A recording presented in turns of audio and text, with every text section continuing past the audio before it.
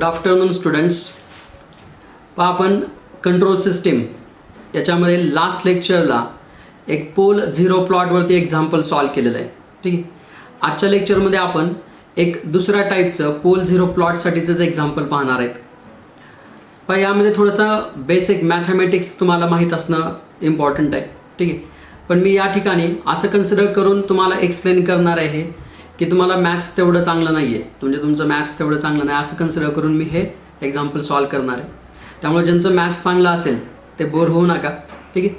कारण बाकी तुमचे काय मित्र आहेत ज्यांचं मॅथ्स एवढं चांगलं नसेल, तर इथं स्पेसिफिक काय मॅथ्समध्ये लागणार आहे त्या गोष्टी मी खूप सिम्पल वर्ड्समध्ये तुम्हाला सांगण्याचा प्रयत्न करणार आहे. बरं, सगळ्यात पहिले तर हे बघूयात आपण की हे पोल झिरो प्लॉट जे आपण ड्रॉ करतोय हे कशासाठी. ठीक आहे. पण आपण काय बघितलं, ट्रान्सफर फंक्शनची डेफिनेशन, त्याच्यानंतर मग ट्रान्सफर फंक्शनवरून आपण त्याचे पोल्स झिरोज फाइंड केले, त्यानंतर कॅरेक्टरिस्टिक इक्वेशन फाइंड केलं, त्यानंतर ऑर्डर ऑफ सिस्टीम. ठीक आहे. ह्या गोष्टी आपण पाहिल्या. ठीक. पण इथं पोल झिरो प्लॉट हे पण आपण पाहिलं, पण हे पोल झिरो प्लॉट कशासाठी नक्की, ठीक, हे तुम्हाला माहीत नाही अजून. ठीक. तर ते सांगण्याचा प्रयत्न करतो. सिस्टीमचे पोल्स, सिस्टीम म्हणजे काय. ठीक आहे. एक इलेक्ट्रॉनिक सिस्टीम असेल, मेकॅनिकल असेल किंवा पिनोमॅटिक असेल, हायड्रोलिक असेल. ठीक आहे. कुठलीही सिस्टीम असेल किंवा नॅचरल असेल, मॅनमेड असेल. ठीक आहे. कुठल्याही टाईपची सिस्टीम असेल. ठीक आहे. त्या सिस्टीमचं मॅथमॅटिकल रिप्रेझेंटेशन. ठीक आहे. सिस्टीमचं मॅथमॅटिकल रिप्रेझेंटेशन म्हणजे ट्रान्सफर फंक्शन. ठीक आहे. हे तर तुम्हाला माहिती आहे.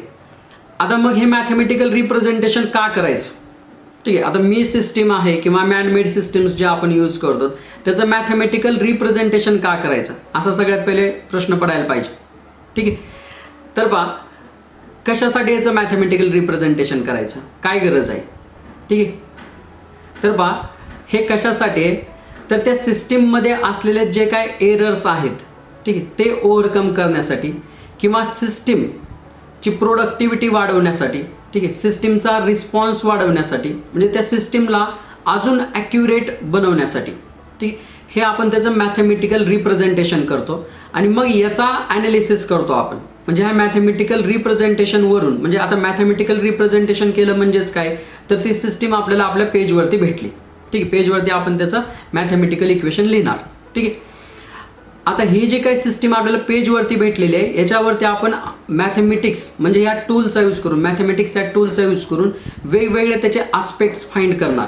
ठीक आहे. आणि त्याच्यावरून मग आपण ॲनालिसिस करणार, त्याच्यावरून आपण जज करणार की ह्या सिस्टीममध्ये जो काही थोडाफारसा एरर येतोय किंवा सिस्टीमचा रिस्पॉन्स स्लो येतोय, ठीक आहे, किंवा सिस्टीम स्टेबल राहत नाहीये, तर ते कशामुळे स्टेबल राहत नाही किंवा का रिस्पॉन्स स्लो येतो. ठीक आहे. किंवा सिस्टीम मिनिमाइज करायची आहे, सिस्टीम खूप मोठी आहे, ठीक आहे, पण सिस्टीम आपल्याला कमीत कमी हार्डवेअरमध्ये तयार करायची आहे, तर ही कशा पद्धतीनं तयार करता येईल. ठीक आहे. त्या सिस्टीममध्ये हे चेंजेस केले तर त्या सिस्टीममध्ये आउटपुटमध्ये काय चेंजेस होतील का, हे सगळ्या अशा टाईपचं ॲनालिसिस करण्यासाठी आपण त्याचं मॅथमॅटिकल रिप्रेझेंटेशन करतो. आणि मग त्या स्टडी करण्यासाठी म्हणून आपण त्याचे पोल्स फाइंड करतो, झिरोज फाइंड करतो. ठीक आहे. आता इथं पोल झिरो प्लॉटमध्ये आपण ते पोल्स आणि झिरोज रिप्रेझेंट करतो. ठीक आहे. ते पोल झिरो प्लॉटमध्ये पोल्स अँड झिरोज रिप्रेझेंट केल्यानंतर त्याच्यावरून आपल्याला सांगता येतं की सिस्टीम ही स्टेबल आहे की अनस्टेबल आहे. म्हणजे या सिस्टीमचं आउटपुट हे स्टेबल म्हणजे कॉन्स्टंट आउटपुट मिळणार आहे का अनस्टेबल मिळणार आहे. ठीक आहे. सिस्टीम केव्हा पण आपल्याला स्टेबलच पाहिजे असते, अनस्टेबल नको आहे. फॉर एक्झाम्पल, तुम्ही टू व्हीलर यूज करत असाल किंवा फोर व्हीलर यूज करत असाल. ठीक आहे. तर समजा तुम्ही कॉलेजला जाण्यासाठी निघालात, तुम्ही तुमच्या टू व्हीलरचं स्विच प्रेस केलं. ठीक आहे. आज तुमची टू व्हीलर ओके चालू झाली, तुम्ही कॉलेजला गेलात. दुसऱ्या दिवशी स्विच प्रेस केलं, टू व्हीलर नाही चालू झाली. ठीक आहे. तर हे अनस्टेबिलिटी झाली. किंवा तुम्ही गाडीवरती चाललात आणि गाडी कधी बंद होईल याचं काहीच सांगता येत नाही. ठीक आहे. अशा पण काय काय लोक गाड्या वापरतात. ठीक आहे. अनस्टेबिलिटी झाली. ठीक आहे. मी एक तुम्हाला खूप जनरल एक्झाम्पल दिलं आहे, याला म्हणायचं अनस्टेबल. अशा अनस्टेबल सिस्टीम्स आपल्याला काही परवडणारे नाही आहेत. ठीक आहे. किंवा नकोच असतात आपल्याला स्टेबल सिस्टीम पाहिजे असतात. ठीक आहे. मोबाईल फोन ऑन केला, कॉल लावला की कॉल लागला पाहिजे. ठीक आहे. याला म्हणजे स्टेबल. ठीक आहे. तर अशा स्टेबल सिस्टीम असल्या पाहिजेत, रिस्पॉन्स पण फास्ट असला पाहिजे. ठीक आहे. तर आपण हा सब्जेक्टच यासाठी स्टडी करतोय की सध्या असलेले ज्या सिस्टीम्स आहेत त्या सिस्टीमचा रिस्पॉन्स फास्ट मिळवण्यासाठी, स्टेबल रिस्पॉन्स मिळवण्यासाठी त्याच्यामध्ये काही चेंजेस करून आपल्याला त्या स्टेबिलिटीकडे किंवा रिस्पॉन्सिव्हनेसकडे नेता येतील का, हे पाहण्यासाठीच हा आपण सब्जेक्ट स्टडी करतोय. मी परत तुम्हाला आठवण करून देत जाईल की हा सब्जेक्ट आपण का स्टडी करतोय. कारण असे खूपसे विद्यार्थी आहेत ज्यांना कंट्रोल सिस्टीम अँड PLC हा सब्जेक्ट होऊन जातो, पण शेवटपर्यंत माहीत होत नाही की हा सब्जेक्ट का स्टडी करत होतो. ठीक आहे. तर पहा, आपण पोल झिरो प्लॉट का फाइंड करतोय, तर सिस्टीम स्टेबल आहे की अनस्टेबल आहे हे पाहण्यासाठी पोल झिरो प्लॉट फाइंड करतोय आपण. पण या चॅप्टरमध्ये तुम्हाला हे लिमिटेड आहे, म्हणजे फक्त पोल झिरो प्लॉट इथपर्यंतच आहे. स्टेबल अनस्टेबल हे फाइंड करण्यासाठी, ठीक आहे, म्हणजे हे ॲनालिसिस करण्यासाठी तुम्हाला पुढे एक चॅप्टर आहे स्टॅबिलिटी. तर त्या स्टॅबिलिटी चॅप्टरमध्ये परत एकदा आपण हे पोल झिरो प्लॉट पाहणार आहेत आणि त्याच्यावरून मग सिस्टीम स्टेबल आहे की अनस्टेबल आहे हे सांगणार आहेत. मी आता ते सांगत नाही तुम्हाला की स्टेबल केव्हा म्हणायचं आणि अनस्टेबल केव्हा म्हणायचं, ते आपण स्टॅबिलिटी या चॅप्टरमध्ये पाहूयात. तर एवढंच समजून घ्या, पोल झिरो प्लॉट का काढायचा आहे, तर सिस्टीम ही स्टेबल आहे की अनस्टेबल आहे हे जज करण्यासाठी आपण इथं पोल झिरो प्लॉट ड्रॉ करतोय. तर चला मग आता आपण आपल्या नेक्स्ट एक्झाम्पलकडे जाऊयात. आणि हे एक्झाम्पल म्हणजे एक सिस्टीमचं ट्रान्सफर फंक्शन दिलेलं आहे तुम्हाला, ठीक आहे, आणि त्याच्यावरून ती सिस्टीमचा आपल्याला पोल झिरो प्लॉट ड्रॉ करायचा आहे. तर चला मग जाऊयात आपण आता पेपरवरती आणि ते पोल झिरो प्लॉट त्याच्यासाठी ड्रॉ करूयात. हे सेकंड एक्झाम्पल आहे, यावरती आपण दोनच एक्झाम्पल्स घेणार आहेत. पहा, आजचं जे एक्झाम्पल आहे त्याचं ट्रान्सफर फंक्शन, मी तर सेकंड नंबर देतो, त्याचं ट्रान्सफर फंक्शन जे आहे ते T(s) किंवा जस्ट TF असं लिहिलं तरी चालतं. T(s) न्यूमरेटर आहे s² + 6s + 8 divided by s in bracket s² + 6s + 25. ठीक आहे. पहा, लिहित असताना s आणि 5 हे डिफरंट दिसतील याचा विचार करा. ठीक आहे. s आणि 5 सेम लिहू नका, तुम्हीच पुढं कन्फ्यूज होचाल. ठीक आहे. माझं रायटिंग असं आहे, मी s असा लिहितो आणि 5 जो आहे तो या पद्धतीने लिहितो. ठीक आहे. बरं, चला आता पुढे बघूयात. हे गिव्हन ट्रान्सफर फंक्शन आहे, याच्यावरून सगळ्यात सुरुवातीला आपल्याला पोल्स फाइंड करायचेत, झिरोज फाइंड करायचेत, त्यानंतर मग पोल झिरो प्लॉट करायचं आहे. तर पेपरच्या या साईडला आपण पोल्स अँड झिरोज फाइंड करूयात. तर त्यासाठी पहा, सगळ्यात सुरुवातीला न्यूमरेटर जो आहे, ठीक आहे, तर त्या न्यूमरेटरला आपण स्टँडर्ड फॉर्ममध्ये करण्याचा ट्राय करूयात. पहा, s² + 6s + 8. ठीक आहे. तर मग याचे पार्ट्स कसे होणार आहेत, तर s + 2 आणि दुसरा पार्ट असणार आहे s + 4. ठीक आहे. म्हणजेच काय, 2 × 4 8 मिळतं आपल्याला, 2 + 4 6 मिळतं. ठीक आहे.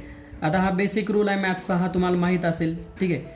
किंवा जो फॉर्म्युला आहे मग -b ± (√b² - 4ac / 2a), तो फॉर्म्युला यूज केला तरी पण तुम्हाला हेच भेटून जाईल. ठीक आहे. मी तर हे डायरेक्ट लिहिलेलं आहे. त्यानंतर डिनॉमिनेटर साईडला काय आहे, तर पहा, s in bracket s² + 6s + 25. ठीक आहे. तर आता याचे पार्ट्स करायचे, तर हा s पहिले आपण लिहून घेतला, त्यानंतर हा जो आहे याचे पार्ट्स होतात का पहा. ठीक आहे. तर याचे तुम्ही थोडंसं विचार करा, इथं व्हिडिओ पॉज करा. s² + 6s + 25 असे पार्ट्स होतील का. कुठल्या दोन संख्याचं मल्टिप्लिकेशन 25 येतं आणि त्याच दोन संख्याचं ॲडिशन 6 येतं ते पहा. ठीक आहे. तर ते भेटणार नाही तुम्हाला.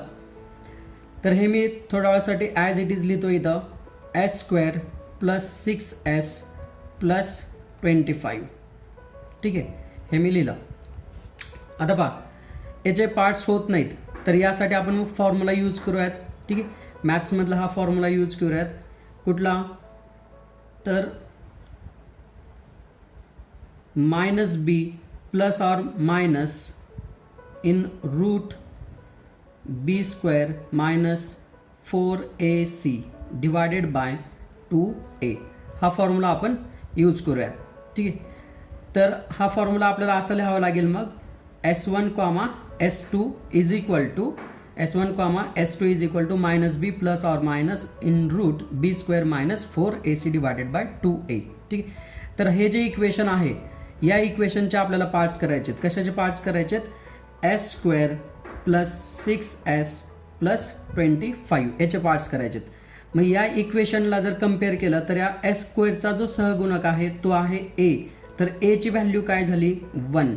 त्यानंतर या एसचा जो सहगुणक आहे तो आहे बी. इथं बीची व्हॅल्यू काय आहे 6. आणि हा जो आहे लास्ट हा आहे सी. तर सीची व्हॅल्यू काय झाली 25. तर एची व्हॅल्यू आहे 1 कारण एस स्क्वेअरचा सहगुणक आहे 1.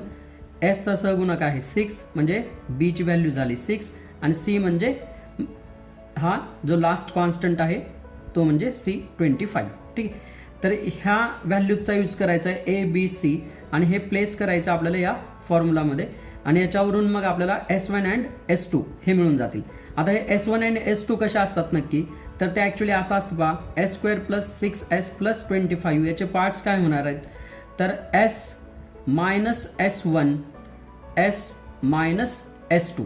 आपल्याला काय फाइंड करायचं आहे S1 अँड S2 फाइंड करायचं. तर मग S1 S2 is equal to काय फॉर्म्युला आहे, हा फॉर्म्युला आहे. ठीक आहे. परत एकदा लिहितो मी पहा S square plus 6s plus 25 is equal to S minus S1 second bracket S minus S2. S1 S2 आपल्याला फाइंड करायचं आहे.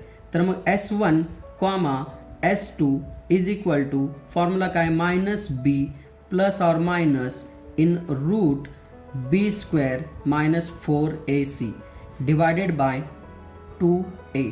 आता याच्यामध्ये या व्हॅल्यूज आपण प्लेस करूयात ज्या की ह्या स्टँडर्ड फॉर्मवरून फाइंड केलेल्या आहेत आपण ए बी सीच्या व्हॅल्यू. तर त्या प्लेस करा. काय होईल इथं बी लिहिलेलं आहे म्हणजेच काय होणार मायनस बी. बीची व्हॅल्यू काय 6 minus 6 plus or minus in root b square 6चा स्क्वेअर करायचा आहे. डायरेक्ट करा किंवा कॅल्सी यूज करा. ठीक आहे. 6चा स्क्वेअर 36.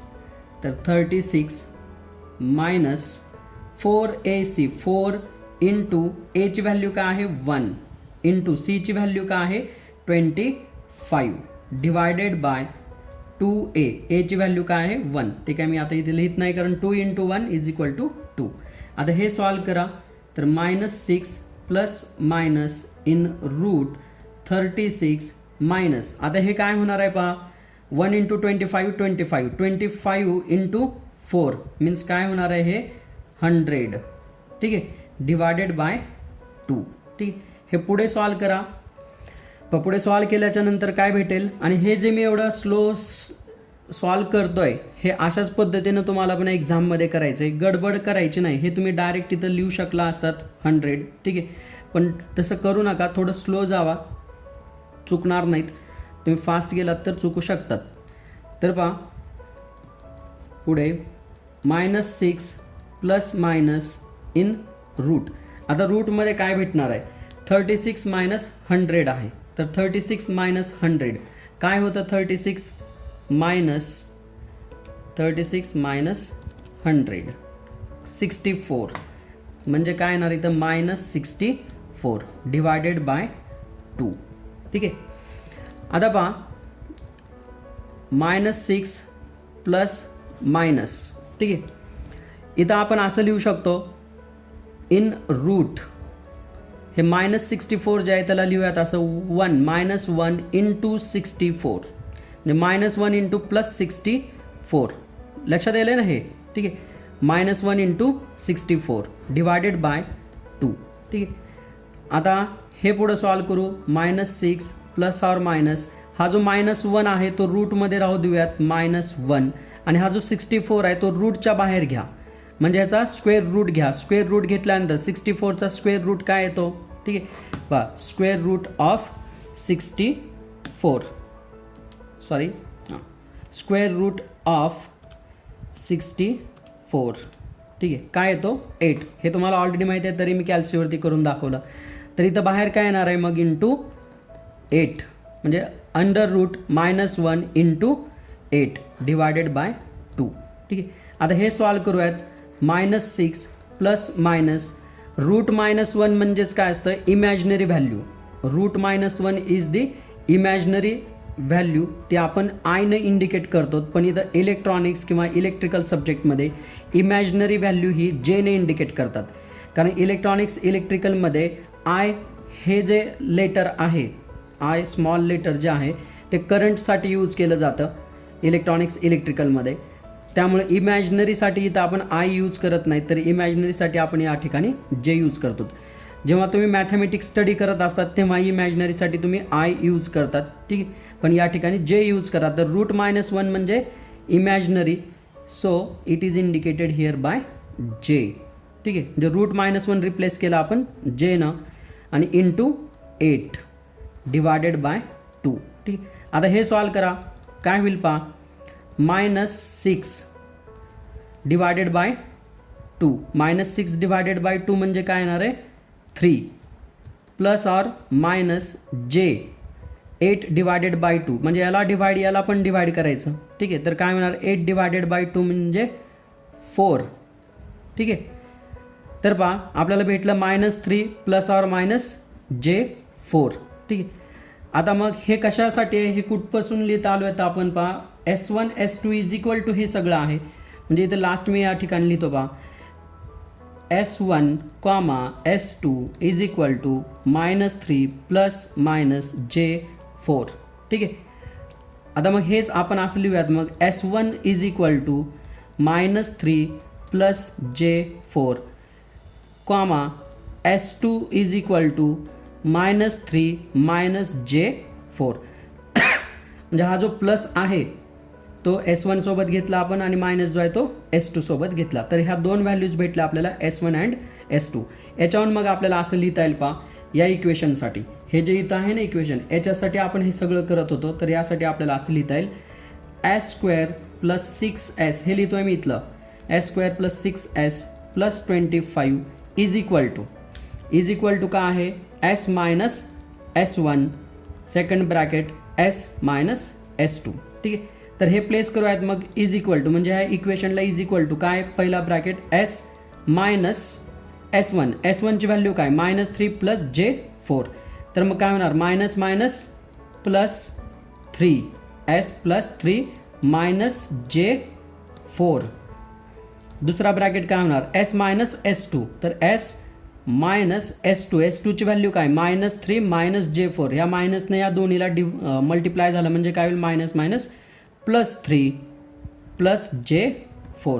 म्हणजे ह्या दोन व्हॅल्यूज आपल्याला भेटल्या S plus 3 minus J4, S plus 3 plus J4. तर हे आपल्याला रूट्स भेटले या इक्वेशनसाठी. कुठल्या S² प्लस 6S प्लस 25 याच्यासाठीचे हे आपल्याला रूट्स भेटलेत. हे प्लेस करायचेत या ठिकाणी, ठीक आहे. हे कुठं प्लेस करायचे या ठिकाणी प्लेस करायचेत. म्हणजे मग हे आपले इक्वेशन कंप्लीट होईल, म्हणजे ते कन्वर्ट होईल, आपल्याला पोल 0 फाइंड करता येतील, ठीक आहे. तर हे पहा हे लक्षात ठेवायचं S plus 3 minus J4 S plus 3 plus J4, ठीक आहे. तर ते याच्यासाठी लिहूयात आपण. चला मी पेज पलटतो. या ठिकाणी पहा इक्वेशन काय न्यूमरेटर काय S plus 2 S plus 4 divided by S and this. तर पहा आता काय येणार मग या ठिकाणी T of S is equal to, पहिला ब्रॅकेट काय S प्लस 2, दुसरा ब्रॅकेट काय आलता आपला S plus 4 divided by S आणि ब्रॅकेट, आणि त्या ब्रॅकेटमध्ये जे इक्वेशन होतं त्याच्यासाठी आपण फाइंड केलेलं जे आहे ते लिहायचं S प्लस 3 प्लस J4 आणि दुसरं काय S प्लस 3 मायनस J4, ठीक आहे. तर हे आपल्याला भेटला ट्रान्सफर फंक्शन, ठीक आहे, जे की आपण रूटच्या फॉर्ममध्ये करून घेतलं, ठीक आहे. आता याच्यावरून आपल्याला पोल्स अँड झिरोज फाइंड करायचे, ठीक आहे. तर बाय द डेफिनेशन ऑफ पोल्सच्या डेफिनेशननुसार काय आहे, डिनॉमिनेटरमध्ये एसच्या अशा व्हॅल्यूज की ज्यामुळं ट्रान्सफर फंक्शन इनफायनाईट होतं. आता ट्रान्सफर फंक्शन इनफायनाईट होतं कशाच्या व्हॅल्यूजमुळं, एसच्या व्हॅल्यूजमुळं. कुठल्या डिनॉमिनेटरमधल्या. या एसच्या ठिकाणी जर 0 प्लेस केला तर काय होईल 0 into anything 0 something divided by 0 म्हणजेच काय होणार इन्फिनिटी. म्हणजे एसच्या ठिकाणी जर 0 ठेवला तर इन्फिनिटी येतं, म्हणजे 0 हा एक पोल आहे. तर मग आपण इथं पोलची लिस्ट करूयात. पोल्स इज इक्वल टू पहिला पोल भेटला आपला 0, ठीक आहे, कॉमा दुसरा पोल काय भेटतो बघूयात. पहा या एसच्या ठिकाणी जर मी असं ठेवलं -3 -J4, या एसच्या ठिकाणी काय ठेवलं मी -3 -J4, तर काय होईल -3 -3 get cancel 0, -J4 + J4 get cancel 0, म्हणजे टोटल ही व्हॅल्यू काय होणार इथली 0. 0 × एनिथिंग 0, समथिंग डिवायडेड बाय 0 म्हणजे इन्फिनिटी. म्हणजेच काय, तर या ठिकाणी आपल्याला अजून एक पोल भेटला, तो हा आहे -3 -J4, कारण या एसच्या ठिकाणी जर ही व्हॅल्यू ठेवली तर ट्रान्सफर फंक्शन इन्फानाईट होतं. कॉमा या एसच्या ठिकाणी जर व्हॅल्यू ठेवली आपण -3 + J4, तर इथं 0 होतं आणि इथं 0 झाल्यामुळं denominator 0, numerator divided by 0 denominator म्हणजेच इन्फिनिटी. म्हणजे आपल्याला पोल्स भेटले. पोल्स कसे भेटलेत पहा. 0 हा एक पोल आहे, त्यानंतर -3 -J4, -3 + J4.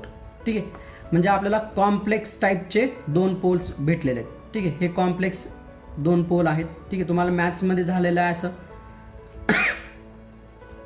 त्यानंतर झिरोज फाइंड करूयात आपण. झिरोज काय असतात, तर न्यूमरेटरमध्ये अशा एसच्या व्हॅल्यूज की ज्यामुळं ट्रान्सफर फंक्शन 0 होतं. म्हणजेच काय पहा, या एसच्या ठिकाणी जर -2 ठेवला मी, या एसच्या ठिकाणी जर -2 ठेवला तर काय होईल -2 + 2 0, 0 × एनिथिंग 0, 0 डिवायडेड बाय समथिंग 0, म्हणजे ट्रान्सफर फंक्शन 0 होतं या एसच्या ठिकाणी -2 ठेवला तर. म्हणजेच झिरोजमध्ये पहिला 0 भेटला आपला -2. त्यानंतर या ठिकाणी -4 जर ठेवलं तर ट्रान्सफर फंक्शन 0 होतं, म्हणजे -4 हा एक झाला 0 आपला. तर पहा इथं आता -2 आणि -4, ठीक आहे, हे 2 आपल्याला झिरोज भेटलेत. ठीक, म्हणजे पोल्स झाले हे आणि झिरोज झाले हे 2. ठीक आहे, आता समजा तुम्हाला कॅरेक्टरिस्टिक इक्वेशन जर फाइंड करायचं असेल तर ते कसं करायचं. कॅरेक्टरिस्टिक इक्वेशनसाठी हे लिहू नका, कारण हे लिहून तुम्ही हे दोन्ही मल्टिप्लाय करणार, म्हणजे तिन्ही मल्टिप्लाय करणार. ते करायच्याऐवजी आपल्याला जे सगळ्यात सुरुवातीला इथं दिलेलं आहे ना हा फॉर्म, ठीक आहे, हे घ्या कॅरेक्टरिस्टिक इक्वेशनसाठी. तर हे लिहून घ्यायचं सरळ डिनॉमिनेटर. ठीक आहे, तर डिनॉमिनेटर जो होता तो लिहून घेऊयात आपण. पहा characteristic equation is equal to, ठीक आहे, डिनॉमिनेटर काय आपला s in bracket s² + 6s + 25 is equal to 0, म्हणजे आपलं हे झालं कॅरेक्टरिस्टिक इक्वेशन. थोडं स्टँडर्ड फॉर्ममध्ये कन्वर्ट केलं तर काय होईल, s ना याला मल्टिप्लाय करा म्हणजे काय होणार, s³ + 6s² + 25s is equal to 0. हे झालं आपलं कॅरेक्टरिस्टिक इक्वेशन. ठीक आहे, आता एक काम करूयात आपण, पोल 0 प्लॉट आपल्याला ड्रॉ करायचं आहे. तर पोल 0 प्लॉट ड्रॉ करूयात. या ठिकाणी पहा मी पोल 0 प्लॉट ड्रॉ करतो.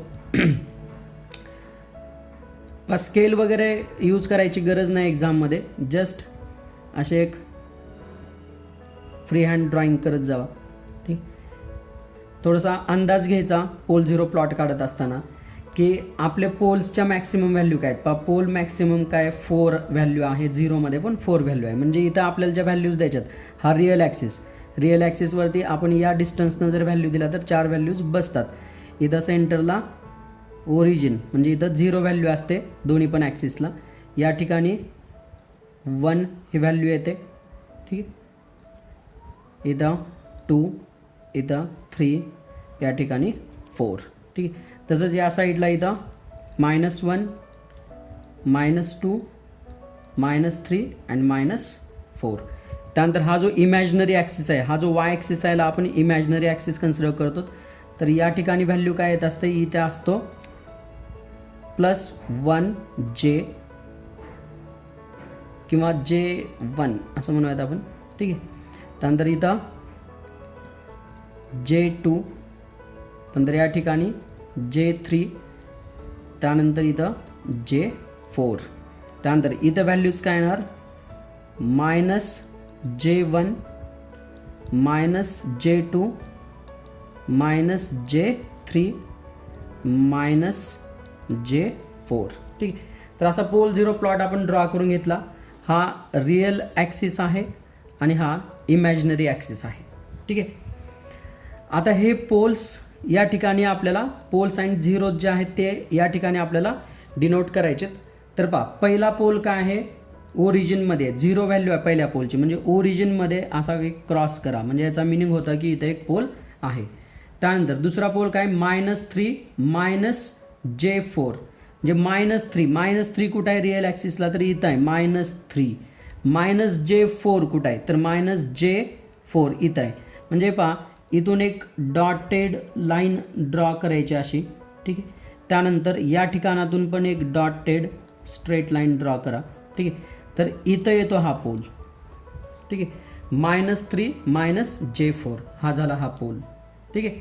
त्यानंतर हा पोल ड्रॉ करूयात आपण. इथला हा जो आहे -3 + J4 कुठे येईल, -3 + J4 म्हणजे हा पोल, ठीक आहे. म्हणजे हे डॉटेड लाईन, त्यानंतर ही अशीच इकडं डॉटेड लाईन, म्हणजे इथं येतो हा एक पोल, ठीक. हे झाले पोल्स. पहा 3 पोल्स आहेत आपल्याकडे, 0 आणि हे 2, ठीक आहे. तसंच हे कॉम्प्लेक्स पोल्स म्हणतात त्याला. तर हे 2 कॉम्प्लेक्स पोल्स, पहा तुम्हाला कॉम्प्लेक्स नंबर झालेला आहे मॅथ्समध्ये, ठीक आहे. तेच आहे हे. तर पहा हे 2 कॉम्प्लेक्स पोल आहेत, ठीक आहे, आणि हा रिअल पोल आहे.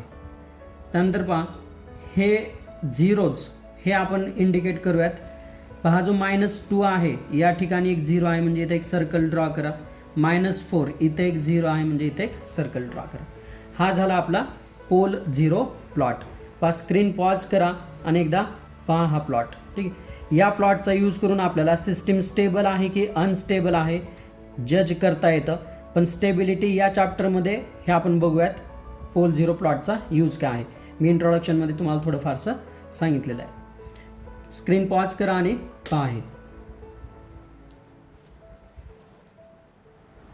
तर पहा आत्ताच्या एक्झाम्पलमध्ये आपण पोल 0 प्लॉट फाइंड केला, ठीक आहे. आता या पोल 0 प्लॉटवरून ती सिस्टीम स्टेबल आहे अनस्टेबल आहे हे असं काही स्टेटमेंट मी त्याच्यामध्ये केलं नाही.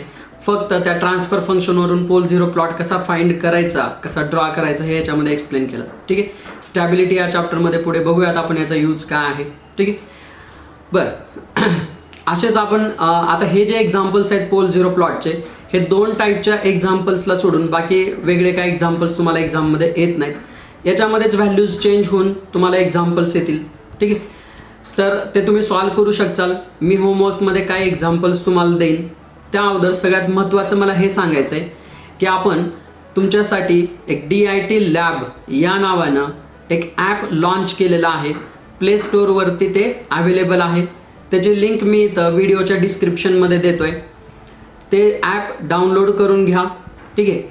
आणि त्यामध्ये मग कंट्रोल सिस्टीमवरती एक्झाम्स आहेत. त्यानंतर मी जे काय इथं राईट करतो आहे, ज्या काही नोट्स आहेत, ठीक आहे, त्याच्यावरती वेळोवेळी नोट्स पुढच्या येत जाणार आहेत, ठीक आहे. तर ते ॲप तुम्ही डाउनलोड करा, इन्स्टॉल करा, ठीक आहे. आणि बाकी तुमच्या फ्रेंड्सला वगैरे शेअर करा. त्या ॲपमध्ये माझे सगळे व्हिडिओज तुम्हाला पाहायला मिळणार आहेत, प्लस नोट्स मिळणार आहेत आणि टेस्ट एक्झाम पण तुम्हाला त्याच्यामध्ये देता येणार आहेत, ठीक आहे.